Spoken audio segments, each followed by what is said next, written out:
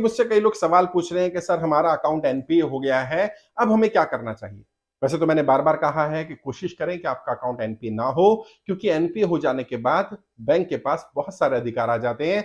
SARFAESI act लागू हो जाता है, उसमें वो अगर आपने मॉर्टगेज प्रॉपर्टी की हुई है या गाड़ी आपकी लोन पर है या आपका गोल्ड है, तो उसको रिकवरी के लिए वो डाल सकते हैं, वो पोजीशन के लिए डाल सकते हैं, ऑक्शन कर सकते हैं, बहुत सारे अधिकार आ जाते हैं। कोशिश करें एनपीए ना हो। एनपीए जैसे मैंने बताया 90 दिन अगर एक फाइनेंशियल ईयर में कोई ट्रांजेक्शन अकाउंट में नहीं होती है, तो ये माना जाता है कि वो एनपीए है। वो लगातार 90 दिन हो या थोड़ा-थोड़ा करके 30-30 दिन करके, 1-1 महीना करके 90 दिन हो। जैसे भी 90 दिन होंगे, तो वो एनपीए हो सकता है। वैसे बैंक नहीं चाहता कि उनके अकाउंट एनपीए हो, वो एनपीए नहीं बताना चाहता है क्योंकि बैंक शेयर मार्केट में लिस्टेड होते हैं। अगर आपका ज्यादा एनपीए दिखेगा बैंक का, तो बैंक के शेयर गिर जाएंगे, बैंक पर लोगों का ट्रस्ट नहीं रहेगा। इसलिए बैंक भी जल्दी से एनपीए नहीं करता है। फिर भी अगर अकाउंट एनपीए हो गया है, तो एनपीए से बाहर भी निकला जा सकता है। उसके एक तो जनरल विकल्प है कि आप सेटलमेंट कर लीजिए, जो आपकी ईएमआई बची है वो ईएमआई भर करके आपका रेगुलर ईएमआई पे कर सकते हैं।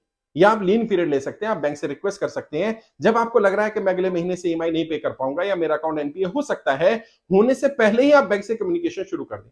असल में जब आपको लोन दिया बैंक ने, आपका सिबिल अच्छा रहा होगा, बैंक को पता होगा आपकी स्थिति के बारे में, लेकिन आज आपकी स्थिति खराब हो गई, इसकी जानकारी बैंक के पास कैसे जाएगी? जब तक आप बैंक को बताएंगे नहीं।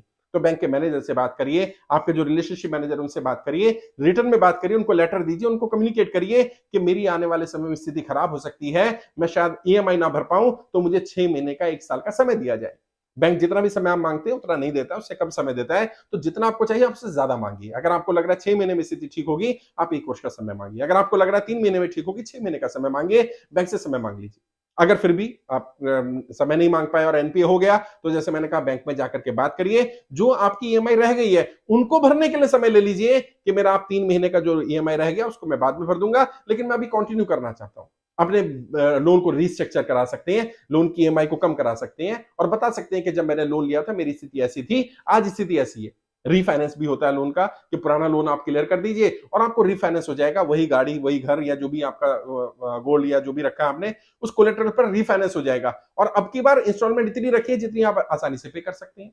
तो बहुत सारे विकल्प हैं, आप बैंक से जाकर के बात करिए। एनपीए हो जाना कोई बहुत बड़ा क्राइम नहीं है, घबराना नहीं है। लोगों को क्या लग रहा है, लोग बैंक से कम्युनिकेट नहीं करते और बिल्कुल एंड मोमेंट तक। ऐसा नहीं है, लोग पता नहीं है लोगों को उनकी स्थिति खराब है या खराब होने वाली है, घुट घुट के जीते रहते हैं। यहां से लोन लिया, वहां से लोन लिया, कर्जे को उतारने के लिए कर्जा ले लिया और ज्यादा कर्जे की दलदल में फंस गए।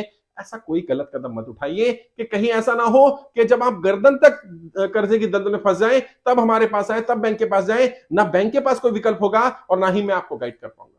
फिर भी एनपीए हो गया, नोटिस आ गया, बिल्कुल मत घबराइए।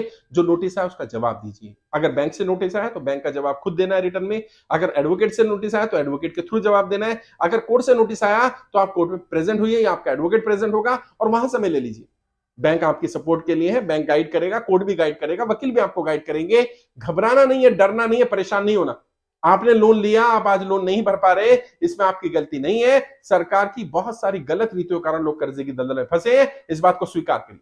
आपने फॉर्म भर दिया होगा कर्जा मुक्ति अभियान का, नहीं भरा तो फॉर्म भरिए। देश में निःशुल्क कर्जा मुक्ति अभियान चल रहा है, लाखों लोग इस अभियान में जुड़ चुके हैं। किसी भी तरह का लोन आपके ऊपर है, हाउसिंग लोन है, एजुकेशन लोन है, पर्सनल लोन है, किसान क्रेडिट कार्ड का लोन है, आपका क्रेडिट कार्ड का लोन है, आपने गोल्ड लोन लिया, प्रॉपर्टी पर लोन लिया, आपका किसी बिजनेस का लोन था, किसी साहूकार से लिया, किसी रिश्तेदार से लिया, किसी जानकार से लिया, हर तरह का लोन माफ करवाया जाएगा।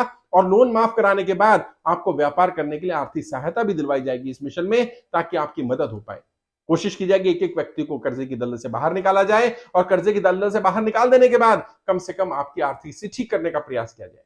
मेरा पेज है शाहनवाज चौधरी भारतीय, वहां जाइए, पहली पोस्ट मिल जाएगी, वहां पर फॉर्म का लिंक भी मिल जाएगा। ऑनलाइन ही फॉर्म भरना, कहीं जाना नहीं है। और वहीं पर आपको ट्रेनिंग का लिंक भी मिल जाएगा।